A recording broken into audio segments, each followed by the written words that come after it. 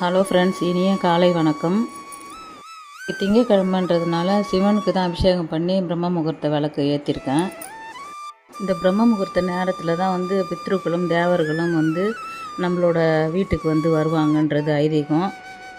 அப்படின்றப்ப நம்ம விளக்கு ஏற்றிட்டு தூங்கலாமா அப்படின்னு கேட்பாங்க. தூங்கக்கூடாது. அதான் தூங்குறாங்களே அப்படின்னு சொல்லிட்டு அவங்க அப்படியே திரும்பி போயிடுவாங்க. நம்ம முழிச்சிட்டு இருந்து வாசல் பெருக்கி கோலம் போட்டுட்டு விளக்கேற்றி வச்சுட்டு நம்ம அவங்கள நினச்சிட்டு தியானம் பண்ணுறப்ப நம்ம என்ன கேட்டாலும் அவங்க கண்டிப்பாக நம்மளுக்கு வரம் கொடுத்துட்டு தான் போவாங்க. இது எல்லாருமே உணர்ந்துருக்குறாங்க.